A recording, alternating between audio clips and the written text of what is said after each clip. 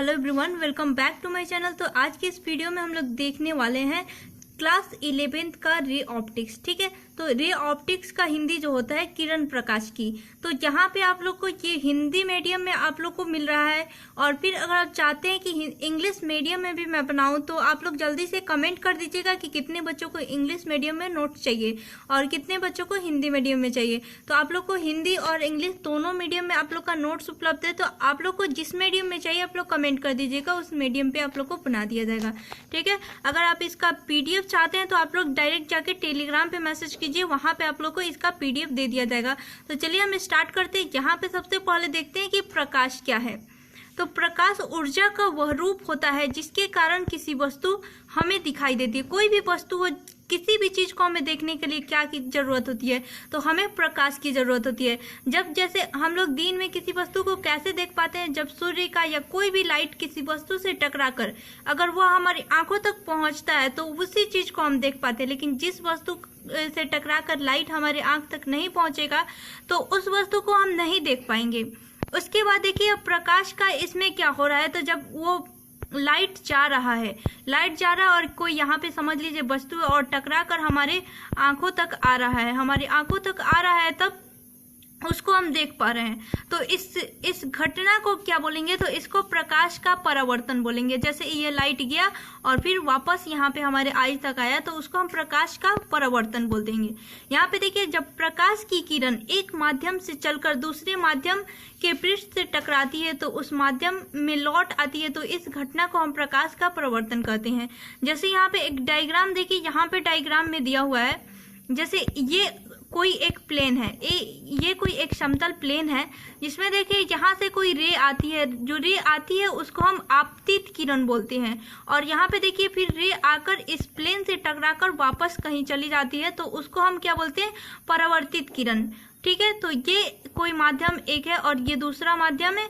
ठीक है, यहाँ पे जब लाइट आती है और वो वापस चली जाती है तो आने की घटना, जो लाइट आकर किसी प्लेन से टकराती है उसको हम आपतित किरण बोलते हैं, और जब जो रे यहाँ से प्लेन से टकराने के बाद जाती है उसको हम परावर्तित किरण बोलते हैं। ठीक है, और इन दोनों के बीच में एक इक्वल एंगल में डिवाइड करते हुए एक लंब बनता है। ठीक है, तो इसको हम क्या बोलते हैं, इसको हम नॉर्मल बोलते हैं। और आपतित किरण और नॉर्मल के बीच के एंगल को आई से डिनोट किया जाता है, इसको हम आपतन कोण बोलते हैं। और यहाँ पे परावर्तित और नॉर्मल के बीच का जो कोण होता है उसको आर से डिनोट किया जाता है, इसको परावर्तन कोण बोलते हैं। ठीक है गाइस, तो आप लोग समझ गए होंगे। आगे देखते हैं कि परावर्तन के कितने नियम होते हैं। तो परावर्तन के दो नियम होते हैं। पहला होता है आपतन कोण तथा परावर्तन कोण। यहाँ से आपतन, जैसे ये कोई एक लाइट आ रहा है यहाँ से और यहाँ से वापस चला जा रहा है और ये नॉर्मल है, तो यहाँ पे आपतन कोण ये हुआ। आपतन कोण तथा परावर्तन कोण बराबर होते हैं, जो ये I is equal to R। ठीक है, जो भी आपतित किरण नॉर्मल के साथ एंगल बनाती है जितना डिग्री का बनाएगी उतना डिग्री का ही परावर्तित किरण नॉर्मल के साथ एंगल बनाएगी। तो इसे angle I is equal to angle R से डिनोट किया जाता है। ठीक है, उसके बाद सेकेंड लॉ क्या है, तो आपतित किरण, परावर्तित किरण तथा अभिलंब तीनों एक ही तल में होते हैं। अब देखिए यहाँ से आ रही है और फिर यहाँ से रे जा रही है, तो ये भी एक समतल में, और नॉर्मल भी होता है वो एक ही बिंदु पे किसी समतल पे मिला होता है। ऐसा नहीं है कि आपतित किरण यहाँ है तो परावर्तित किरण यहाँ होगी, यहीं से जाएगी। ठीक है, तो ये तीनों एक ही समतल में होते हैं, एक ही प्लेन में है। ठीक है, तो ये तीनों एक ही समतल में होता है। ये क्या है, परावर्तन का दूसरा रूल है। ठीक है, आगे देखते हैं, एक नोट है। तो नोट में क्या दिया हुआ है कि परावर्तन के पश्चात परावर्तित किरण का वेग, तरंग दैर्घ्य तथा आवृत्ति अपवर्तित रहते हैं, जबकि तीव्रता सामान्यतः कम हो जाती है। अब देखिए यहाँ से टकराया और फिर यहाँ से गया तो इसकी जो स्पीड होगी वो कम हो जाएगी, थोड़ी सी कम हो जाएगी, लेकिन इसका तरंग दैर्घ्य और आवृत्ति सेम रहेगा। ठीक है, आगे देखते हैं। यहाँ पे नोट 2 में देखिए, जब प्रकाश की किरण लंबवत आपतित होती है तो वो परावर्तन के पश्चात उत्तरी पथ से जाती है।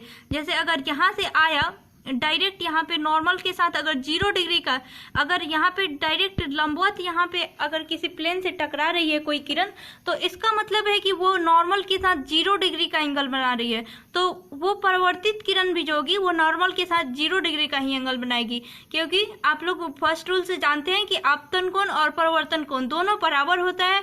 तो इसीलिए नॉर्मल के साथ अगर आपतित किरण 0 डिग्री का एंगल बना रही है तो परावर्तित किरण भी यहाँ पे 0 डिग्री का एंगल बनाएगी, तो दोनों एक ही जगह होंगे। ठीक है, उसके बाद देखिए दर्पण किसे कहते हैं और दर्पण के कितने प्रकार होते हैं। तो दर्पण में देखिए यदि किसी पारदर्शी कांच की पट्टिका को एक सतह पर रचित पॉलिश कर दी जाती है तो इस प्रकार बना जो निकास दर्पण होता है, वो जो बना दर्पण होता है उसको निकाय दर्पण कहलाता है।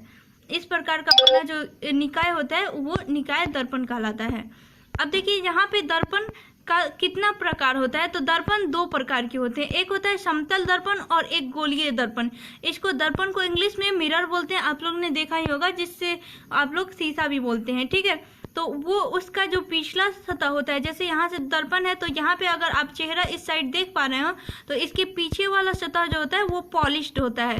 ठीक है, अगर पॉलिश नहीं होगा तो आप लोग आर पार दोनों साइड का देख लेंगे, आपका चेहरा ही नहीं दिखेगा। उसके बाद देखिए यहाँ पे दर्पण 2 प्रकार के होते हैं। पहला दर्पण होता है समतल दर्पण और गोलीय दर्पण। दर्पण कितने प्रकार के होते हैं? 2, समतल दर्पण और गोलीय दर्पण। ठीक है, समतल दर्पण किसको बोलते हैं? तो यहाँ पे समतल दर्पण किसको बोलते हैं? यदि किसी समतल कांच की पट्टिका की एक सतह पर रजत पॉलिश कर दी जाती है तो इस प्रकार का बना दर्पण जो होता है वो समतल दर्पण कहलाता है। ठीक है, अभी मैंने बताया कि कोई भी दर्पण को यहाँ पे एक साइड जो कांच के दर्पण होता है, कांच की कोई भी एक कांच का कोई भी टुकड़ा हो जिसके एक सतह पर यहाँ पे रजत मतलब चांदी से पॉलिश कर दी जाती है तो इस प्रकार का बना दर्पण जो होता है वो समतल दर्पण कहलाता है। अब समतल दर्पण से प्रतिबिंब का निर्माण कैसे होता है? तो यहाँ पे आप लोग डायग्राम में देख सकते हैं कि समतल दर्पण से प्रतिबिंब का निर्माण कैसे होता है। इसमें आप लोग यहाँ पे देख सकते हैं अगर कोई ये वस्तु रखी हो तो इसका प्रतिबिंब कैसे बनेगा। उसके बाद जो समतल दर्पण में प्रतिबिंब बनता है वो आभासी और सीधा बनता है। तो चलिए इसके कुछ प्रॉपर्टीज देखते हैं कि समतल दर्पण में प्रतिबिंब की विशेषताएं क्या होती है। अब यहाँ पे देखिए जैसा कि आपने डायग्राम में देखा होगा कि समतल दर्पण की प्रतिबिंब की विशेषताएं यहाँ पे देखते हैं और डायग्राम से आप लोग समझ गए होंगे कि इससे बनने वाला जो प्रतिबिंब होता है वो आभासी व सीधा होता है। एवं सेकेंड में आपका प्रतिबिंब वस्तु के आकार का बनता है। थर्ड में समतल दर्पण में पार्श्व प्रतिलोमन की घटना होती है, अर्थात बिंब का बायां भाग जो होता है वो दाईं ओर और जबकि बिंब का दायां भाग जो होता है वो बाईं ओर नजर आता है। ठीक है, जैसे अगर आप मिरर के सामने अगर खड़ा होते हैं तो आप लोग को देखें जो आपका लेफ्ट हैंड होगा वो आपका राइट दिख रहा होगा और राइट हैंड लेफ्ट दिख रहा होगा। तो इससे आप लोग समझ सकते हैं कि कोई भी प्रतिबिंब अगर समतल दर्पण में बनता है तो उसका दाहिना भाग बायां भाग दिखेगा और बायां भाग दाहिना भाग दिखेगा। उसके बाद देखते हैं गोलीय दर्पण। तो यहाँ पे देखिए गोलीय दर्पण के बारे में हमें पढ़ना है। तो यदि किसी पारदर्शी खोखले कांच के गोले से कुछ भाग काटकर उसके एक पृष्ठ पर पॉलिश कर दी जाती है तो वह दर्पण की तरह व्यवहार करता है, अर्थात प्रकाश का परिवर्तन करता है, जिससे वह गोलीय दर्पण कहलाता है।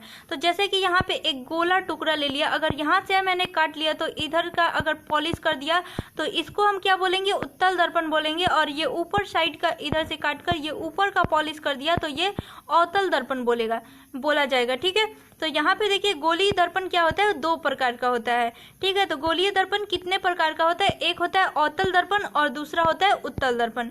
तो अब देखिए अवतल दर्पण किसको बोलते हैं?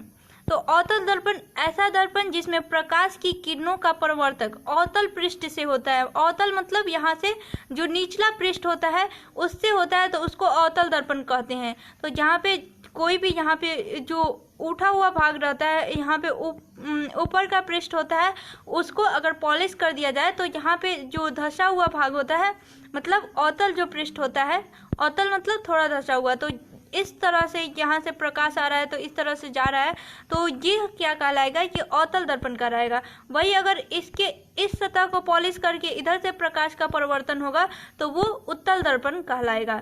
जैसे देखिए कि अवतल दर्पण को हम आभासी दर्पण भी कहते हैं। उत्तल दर्पण क्या होता है? तो ऐसा पृष्ठ जिसमें प्रकाश की किरणों का परिवर्तन उत्तल पृष्ठ से होता है उसे उत्तल दर्पण कहते हैं। ठीक है।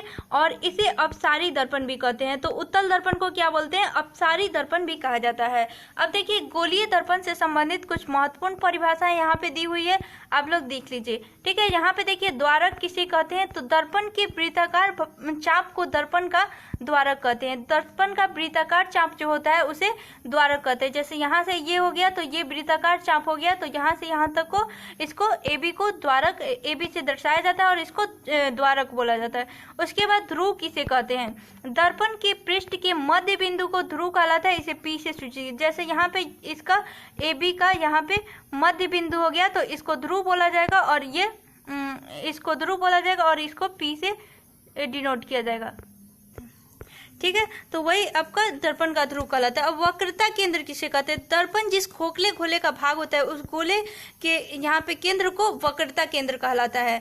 ठीक है, जैसे अगर ये गोला है और इसका दर्पण यहाँ से भाग है तो यहाँ से लेकर यहाँ तक जो लाइन होता है अगर इसको मिटा दिया जाए तो यहाँ ये जो केंद्र होता है ये जो होता है ये आपका दर्पण का वक्रता केंद्र कहलाता है और इसको C से डिनोट किया जाता है।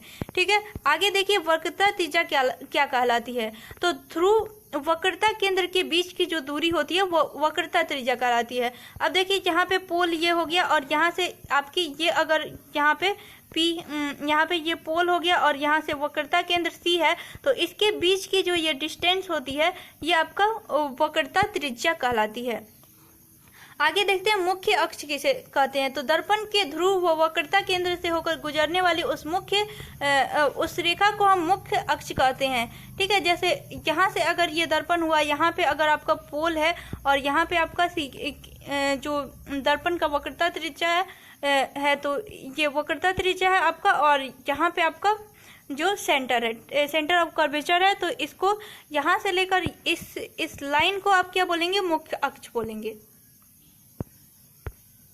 अब देखते हैं हम लोग फोकस बिंदु किसे कहते हैं? तो जैसा कि आप लोग मुख्य अक्ष समझ गए, ठीक है, यहाँ पे जो यहाँ पे पोल और सेंटर के यहाँ से सेंटर से जो लाइन पासेज करती है उसको मुख्य अक्ष बोलते हैं। उसके बाद देखिए फोकस बिंदु किसे बोलते हैं? तो मुख्य अक्ष के समानांतर आने वाली, अब ये आपका मुख्य अक्ष हो गया, इसके समानांतर मान लीजिए कोई रे आ रही है, ठीक है, आने वाली प्रकाश की किरणें दर्पण से परावर्तन के पश्चात जिस बिंदु से मिलती है या मिलती हुई प्रतीत होती है उसे फोकस कहा जाता है। जैसे यहाँ से अगर दो यहाँ से लाइन आ रही है और यहाँ से ये पास करती है, यहाँ से ये पास करती है, तो ये क्या होगा? ये आपका फोकस हो जाएगा। ठीक है, उसके बाद अब देखिए फोकस दूरी किसे कहते हैं? तो ध्रुव तथा फोकस बिंदु के बीच की दूरी को फोकस दूरी कहते हैं। ठीक है, ध्रुव और फोकस बिंदु के बीच की दूरी को, जैसे यहाँ पे आपने देखा होगा डायग्राम, ये आपका ध्रुव हो गया और फिर यहाँ से अगर ये फोकस बनता है, ठीक है, ये फोकस बनता है तो इसके बीच की दूरी को आप लोग फोकस दूरी बोलते हैं। ठीक है, अब चिन्ह परिपाटी क्या है? तो चिन्ह परिपाटी जो है वो दर्पण की सभी दूरियां ध्रुव से मापी जाती है। अब इसमें जैसे पॉजिटिव निगेटिव आपको लेना है कि कितना डिस्टेंस है और धनात्मक है ऋणात्मक है, तो उसके लिए आप लोग को जहाँ पे चिन्ह परिपाटी का यूज करते हैं। जैसे दर्पण की सभी दूरियां जो होती है वो ध्रुव से मापी जाती है, पोल से। ठीक है, आपतित प्रकाश की दिशा में मापी गई दूरियां जो होती है वो धनात्मक लेते हैं। आपतित यहाँ पे प्रकाश की विपरीत दिशा में मापी गई दूरियां ऋणात्मक लेते हैं। मुख्य अक्ष के लंबवत ऊपर की ओर मापी गई दूरी की ऊंचाई धनात्मक लेते हैं, जबकि मुख्य अक्ष के लंबवत नीचे की ओर मापी गई लंबाई को ऋणात्मक लेते हैं। आगे देखिए नोट 1 में क्या देता है कि अवतल दर्पण की फोकस दूरी वो वक्रता त्रिज्या ऋणात्मक होती है। तो इसको याद कर लीजिएगा आप लोग, अवतल दर्पण की जो फोकस दूरी होती है और वक्रता त्रिज्या वो ऋणात्मक होती है। साथ में देखिए उत्तल दर्पण की जो फोकस दूरी होती है और वक्रता त्रिज्या वो धनात्मक होती है। आगे देखिए कि प्रतिबिंब का निर्माण कैसे होता है। तो यहाँ पे प्रतिबिंब का निर्माण, जैसे कि आपने पढ़ा है कि अभी उत्तल दर्पण और अवतल दर्पण, तो प्रतिबिंब का निर्माण कैसे होता है? यहाँ पे आप लोग दर्पण में देख सकते हैं, अगर यहाँ पे कोई वस्तु रखी हो और वहां से लाइट आ रहा है तो उसका जो शैडो बनता है उसी को हम प्रतिबिंब बोलते हैं। ठीक है, शैडो, प्रतिबिंब का इंग्लिश होता है शैडो। अब यहाँ पे देखिए लिखा हुआ मुख्य अक्ष के समानांतर आपतित किरण परावर्तन के पश्चात फोकस बिंदु से होकर गुजरती है। तो जब भी ये कोई आपतित किरण होगी मुख्य अक्ष के अगर समानांतर आएगी तो वो फोकस से होकर ही जाएगी। जैसे यहाँ पे देखिए, और ये अवतल दर्पण के लिए। उत्तल दर्पण में अगर कोई यहाँ पे मुख्य अक्ष के समानांतर कोई किरण आती है और जाती है तो फिर वो फोकस से होकर नहीं जाती है बल्कि फोकस से आती हुई प्रतीत होती है, जैसे आप लोग यहाँ पे देख सकते हैं। ठीक है, इसको जब डॉट डॉट लाइन से यहाँ पे बैक को मिलाया जाता है, ठीक है, तो इसको आप लोग करेंगे तो यहाँ से आप लोग को ये फोकस से आती हुई प्रतीत होगी। उसके बाद देखिए आगे क्या दिया हुआ है कि यहाँ पे दर्पण के फोकस बिंदु से गुजरने वाली या आगे बढ़ने पर फोकस से जा सकने वाली आपतित किरण को परावर्तन के पश्चात मुख्य अक्ष के समानांतर हो जाती है।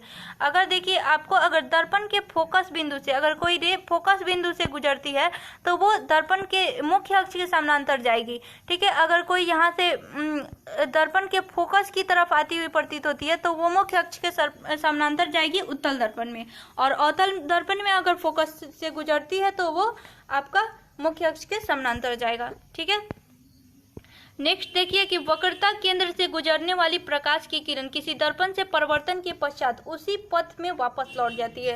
ठीक है, अब यहाँ पे वक्रता केंद्र से अगर कोई रे डायरेक्ट यहाँ से किसी सतह पे टकराएगा, इसका मतलब क्या हुआ कि ये लंबवत यहाँ पे लंबवत आ रहा है तो ये डायरेक्ट जाएगा ना।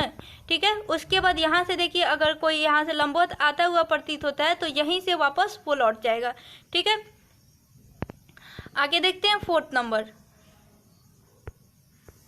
यहाँ पे देखिए कि गोलीय दर्पण से बनने वाले प्रतिबिंब तथा उनकी विशेषताएं। तो चलिए इसकी गोलीय दर्पण से बनने वाले प्रतिबिंब और उसकी विशेषताओं के बारे में पढ़ते हैं। तो अवतल दर्पण के लिए यहाँ पे फर्स्ट में देखिए क्या दिया हुआ है, जब वस्तु अनंत पर स्थित हो। जब वस्तु अनंत पर स्थित हो तो उनकी प्रतिबिंब कैसी होती है और उनकी विशेषता कैसी होती है। जैसे अगर कोई वस्तु अनंत पर स्थित है तो उसका जो यहाँ पे आपतित किरण होगी और परावर्तित किरण यहाँ से अगर कोई अनंत पे स्थित हो तो वो आपका जो प्रतिबिंब होगा वो फोकस पे आकर बनेगा। देखिए यहाँ से ये टकराकर यहाँ पे आ गई और फिर ये लाइन भी टकराकर यहाँ पे आ गई, तो उसका जो भी वस्तु अनंत पर हो तो उसका प्रतिबिंब जो होगा वो फोकस पर बनेगा, आकार बिंदुत्व होगा, मतलब बहुत ही छोटा दिखेगा और प्रति वास्तविक का उल्टा होगा। ठीक है, उसका यहाँ पे वो जो प्रतिबिंब बनेगा वो वास्तविक तथा उल्टा बनेगा। नेक्स्ट देखिए जब वस्तु अनंत व सी के बीच में हो, ठीक है, सेंटर ऑफ कर्वेचर के बीच में हो, तब आपका प्रतिबिंब कैसा होगा। तो प्रतिबिंब फोकस पर बनेगा, वह सेंटर ऑफ कर्वेचर फोकस व सेंटर ऑफ कर्वेचर के बीच में बनेगा, आकार में छोटा होगा और वास्तविक तथा उल्टा होगा। उसके बाद देखिए जब वस्तु को वक्रता केंद्र पर स्थित हो, जब वस्तु वक्रता पर केंद्र पर स्थित होगी तो प्रतिबिंब जो होगा वो वक्रता केंद्र पर बनेगा और प्रतिबिंब का आकार वस्तु के आकार के बराबर होगा, साथ में वास्तविक व उल्टा बनेगा। नेक्स्ट देखिए 4 नंबर, जब वस्तु वक्रता केंद्र और फोकस दूरी के बीच हो। तो जब वस्तु जो होगा वो वक्रता केंद्र और फोकस दूरी के बीच में होगा तो वह प्रतिबिंब अनंत व सेंटर ऑफ कर्वेचर के बीच में बनेगा और प्रतिबिंब का आकार वस्तु के आकार से बड़ा होगा, साथ में प्रतिबिंब वास्तविक और उल्टा होगा। आगे देखते हैं जब वस्तु फोकस पर स्थित हो। जब वस्तु फोकस पर स्थित होगा तो प्रतिबिंब अनंत पर बनेगा। ठीक है, प्रतिबिंब का आकार वस्तु के आकार से बहुत बड़ा बनेगा और प्रतिबिंब वास्तविक और उल्टा बनेगा। आगे देखिए 6 नंबर में दिया हुआ है, जब वस्तु फोकस व यहाँ पे पोल के बीच में स्थित हो तो प्रतिबिंब दर्पण के पीछे बनेगा तथा प्रतिबिंब का आकार जो होगा वो वस्तु के आकार से बड़ा बनेगा और साथ में आभासी और सीधा बनेगा। आप लोग यहाँ पर डायग्राम में देखते चलिए, मैं शॉर्ट में बता दे रही हूँ क्योंकि वीडियो ज़्यादा लंबा हो रहा है। ठीक है, उसके बाद देखिए यहाँ पे अवतल दर्पण के लिए उत्तल दर्पण के लिए, तो उत्तल दर्पण के लिए जब वस्तु अनंत पर स्थित होगा तब प्रतिबिंब क्या होगा, उसका फोकस पर बनेगा। यहाँ पे देख सकते हैं आप लोग, प्रतिबिंब फोकस पर बनेगा, साथ में प्रतिबिंब अत्यधिक छोटा और बिंदुत्व बनेगा, प्रतिबिंब आभासी व सीधा बनेगा। उसके बाद 2 नंबर में देखिए जब वस्तु अनंत और ध्रुव के मध्य हो। जब वस्तु अनंत और ध्रुव के मध्य होगा तो प्रतिबिंब दर्पण के पीछे बनेगा। ठीक है, उसके बाद वस्तु से छोटा बनेगा, आभासी व सीधा बनेगा। उसके बाद यहाँ पे देखिए नोट टाइप में है दर्पण की फोकस दूरी और वक्रता त्रिज्या के संबंध में। हमें अगर यहाँ पे आप लोग एक ड्राइंग देख सकते हैं, तो यहाँ पे आप लोग एक ड्राइंग देख सकते हैं, इसमें आप लोग को दिया हुआ है कि दर्पण की फोकस दूरी और वक्रता त्रिज्या के संबंध में। तो यहाँ पे सिंपल बता दीजिए, फोकस दूरी जो होता है वो वक्रता त्रिज्या की आधी होती है। मतलब आप लोग को ये इक्वेशन लास्ट में प्रूव करना है, F = R/2। ये आपको एग्जाम में पूछा भी जाता है तो आप लोग यहाँ से सिंपली देख लीजिए। ठीक है, आप लोग इसको सिंपली देख सकते हैं। और यहाँ पे मैंने बताया ही है कि फोकस दूरी जो होता है वो वक्रता त्रिज्या की आधी होती है, या फिर वक्रता त्रिज्या जो होती है वो फोकस दूरी की दोगुना होती है। यहाँ पे फोकस दूरी की दोगुना होगी वक्रता त्रिज्या, या फोकस दूरी जो होगी वो वक्रता त्रिज्या की आधी होगी। ठीक है, आगे देखते हैं कि एक अवतल दर्पण की फोकस दूरी अगर 10 सेंटीमीटर दी हुई है तो इसकी वक्रता त्रिज्या क्या होगी। तो जैसा कि आप लोग जानते हैं F is equal to R/2। ठीक है, तो फोकस दूरी अगर 10 सेंटीमीटर है, यहाँ से इक्वेशन टाइप में बनाइएगा। अगर फोकस दूरी 10 centimetre is equal to R/2, तो यहाँ से 2 जब मल्टीप्लाई होगा तो R इज इक्वल टू कितना हो जाएगा 20। ठीक है, तो आप लोग आंसर देख सकते हैं कि R is equal to -20 centimetre. ठीक है, क्योंकि यहाँ पे अवतल दर्पण है तो इसमें फोकस दूरी माइनस में लेंगे। ठीक है, उसके बाद यहाँ पे उत्तल दर्पण का वैसा ही क्वेश्चन है, F is equal to R/2 करके आपका सारा क्वेश्चन बन जाएगा। उसके बाद यहाँ पे दर्पण का समीकरण कैसे लिखाएंगे, जैसे यहाँ पे इक्वेशन आप लोग देख लीजिए। इसका सिंपली मैं लास्ट में बता दे रही हूँ कि दर्पण का समीकरण क्या होता है। तो दर्पण का समीकरण आप लोग देख सकते हैं कि दर्पण का समीकरण जो होता है वो -1/f plus 1/v is equal to, यहाँ पे ये तो दिया हुआ है लेकिन यहाँ पे सिंपल होता है 1/f is equal to 1/u minus 1/v। ठीक है, आप लोग यहाँ पे देख सकते हैं 1/f is equal to 1/v plus 1/u। ठीक है, इसमें f क्या है, फोकस दूरी है, और v जो है प्रतिबिंब की दूरी है, और u जो है वो बिंब या वस्तु की दूरी है। अब देखिए रेखीय आवर्धन क्या होता है। तो प्रतिबिंब की ऊंचाई तथा बिंब की ऊंचाई के अनुपात को हम रेखीय आवर्धन बोलते हैं। प्रतिबिंब तथा बिंब की ऊंचाई के अनुपात को हम रेखीय आवर्धन बोलते हैं। m is equal to HI/H0। ठीक है, यहाँ पे इक्वेशन है, आप लोग देख लीजिएगा। ठीक है, और यहाँ से आप लोग को इक्वेशन में मिलता है m इज इक्वल टू एक रिजल्ट हुआ -b/u और m is equal to HI/H0। ठीक है, यहाँ पे दर्पण का समीकरण यहाँ पे लिखा हुआ है, और थोड़ा सा यहाँ पे इक्वेशन में मल्टीप्लाई करके, और आप लोग को यहाँ पे दर्पण का आवर्धन का एक और फॉर्मूला है, m is equal to -f/u minus f। ठीक है, तो इसको भी याद रखिएगा, आप लोग को क्वेश्चन बनाने में हेल्प होगा। तो थैंक यू गाइज, इसी के साथ हम एंड करते हैं। आप लोग को अगर इंग्लिश मीडियम का भी चाहिए तो आप लोग जल्दी से कमेंट कीजिए, और नेक्स्ट चैप्टर के साथ हम जल्दी मिलेंगे।